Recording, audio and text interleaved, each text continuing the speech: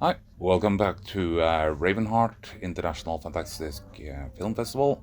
My name is Kai Olssen, I'm the curator here, and today I'm joined by Alice Dontenwille, director of CAMILLE. Camille à corps perdu. Right. So, your film uses dancing quite effectively as a way to tell the story. And one of your inspirations was Director into Suspiria. Can you tell a bit about your film background and what filmmakers inspire you?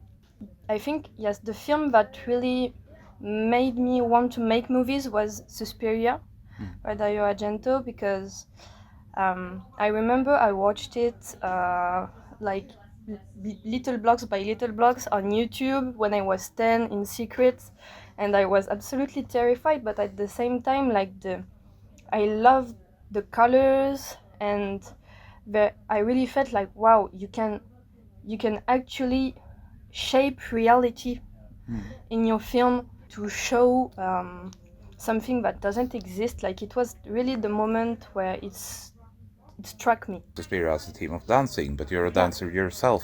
Yes. How has that influenced your movies? I think it's mainly the fact that dance is a way, it's a language where you do not have to speak. I really like movies where you understand what the characters are feeling, what they are going through, but without them having to say a word. And that's really what I love about dance, is that it's also something that can say what words cannot express. Because the Camille Cops PERDU features dancing. It's a very active part of your storytelling in that short. Yes. Could you tell us a bit how you approach that? I was drawn to Camille Claudel because she was a sculptor, and I really think that between dance and sculpture, those arts really go well together. I think. Yeah, you create shapes, you create Yes, forms. exactly. Both art forms do that. Yeah. Yeah, and this notion of dimension, it's something that's really important to me in my filmmaking, is texture and yeah, how you can even though the screen is flat, you can feel the roundness, the roughness, the shape of stuff. The sculptures, to me, they are Camille's emotion. That's exactly what they are. At first, she's scared of them, she rejects them, and then she lets them comfort her. She embraces them, and at the end, she can control them. She gains power over herself, and practically, it was really important for me to create the choreography. Not just myself, but with the whole dancers and the main actress. We took a whole week to create everything together, and it was a really great moment of creativity. I'm really happy because a lot of people that saw us during the filming, they thought the dancers had known each other for like 10 years and they had been actual dance company, and they didn't. And I'm really proud of that. Yes. Tell us a bit about the casting of Eileen Bay as Camille. Is she a dancer in addition to being an actor? Yeah, she is mainly an actress, but she, a bit like me, she did a lot of contemporary dance when she was a child, and dance has always been a huge part of her life. And also, it's funny because her dad is a sculptor, so it was she was perfect for the film. And she is also an amazing person. She's really great, and it's really important to me to. When I pick people in my crew, in the actors or the technicians, that on a human level, I know we are gonna have care. The team is gonna be caring, and we are gonna have a really good time, and everyone has the space to be sensitive and to be emotional and to offer what they feel about the story. It's not just it's our whole film. Yeah. I guess. Could you tell me what attracted you with the real life story of Camille Claudel? Because she was at the point the lover of Auguste Rodin. So can Yeah. you tell a bit about why you chose to make a movie, make your short about Camille? I've been in a dance company since I was 6, and in my school there was the main company, what was like almost semi-professional, and I was in this company the moment it began. And when I finished high school and went to film school, I had to leave the school, of course. And the first ballet they made that I wasn't a part of was about Camille.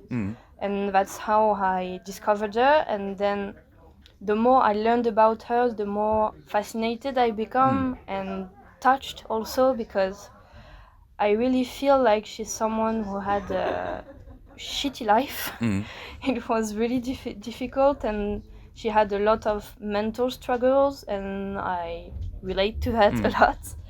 And but also at the same time, I feel like she like her sculptures are so alive, and she was so ahead of her time. And I feel like she really found something, even though she was hurt.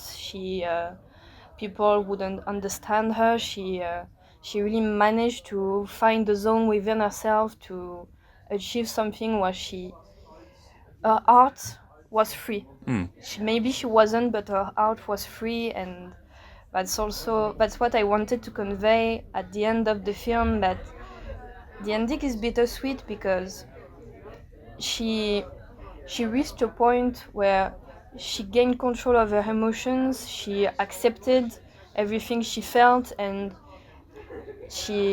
it was an act of destruction, but at the same time it really helps her grow and rebuild herself. But it's also what doomed her, because people 19th century wasn't ready for her, and she paid the price for that. But How has the reaction of the film been so far? I'm really happy because everyone who came to talk to me about the film said they were really moved by it. A lot of people said the film gave them goosebumps. Some said that it made them cry, and I'm really happy because that was my goal. I really wanted to make a movie that was sensorial Yep.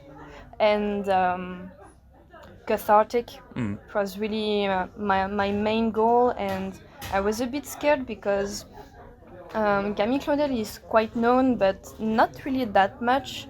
And it was a really big question during the editing process about whether at the beginning of the film we should write a bit more about her, put more context about Rodin, where she was in their relationship with him at the moment of the film, and we decided not to, and to just let the movie speak for itself, and the people who know her story will react to it differently that people who just don't know a thing about her, and that's okay. I was a bit scared about that people wouldn't understand or wouldn't be touched, and so far so good. People enjoyed it, and there are even people who told me that the film made them want to know more about her, and I think it's pretty neat. Yep. What's the future plans for the film? Where are you going ahead with this? Are you going to other festivals with it? Yeah, well, so far I apply to a lot of stuff, and I wait for responses, and the plan is to keep applying to festivals and go to as many festivals as we can until like December. So it would have been a full year of festival journeys, and then after one I plan to make it available online. There is a platform in France called Numéridance, which hosts a lot of actual ballets, short films about dance, documentaries, and I hope my movie can go there. Yeah. So, what are your future plans as a filmmaker? Do you have any upcoming projects? Yes, right now I'm writing another short film called Insubmersible, Unsinkable. The idea is it's a documentary and fiction about depression, and the idea is to collect testimonies of people who struggle mentally, but so they can talk more about the sensory, concrete aspect of depression, like what does it smell like, where in the body do you feel it, this kind of stuff, and to put it in parallel with the story of a girl who lost someone in her family, and she can't cry. She wants to, but she can't. And her apartment gets filled up with seawater more and more as she can't cry, and the world overwhelms her and oppresses her, and She goes into the sea. At first, it feels nice because all the sound is gone, but then she has to get rise to the surface because you can't breathe underwater, and she gets better. Thank you so much for coming to Ravenheart, and we wish you the best of luck with your short and your upcoming projects. Thank you, and the best of luck to you. I really loved the festival. It's a really cool project and atmosphere. I had an amazing time, and I hope the festival lives on and on for many, many, many years to come. Thank you so much, Alice.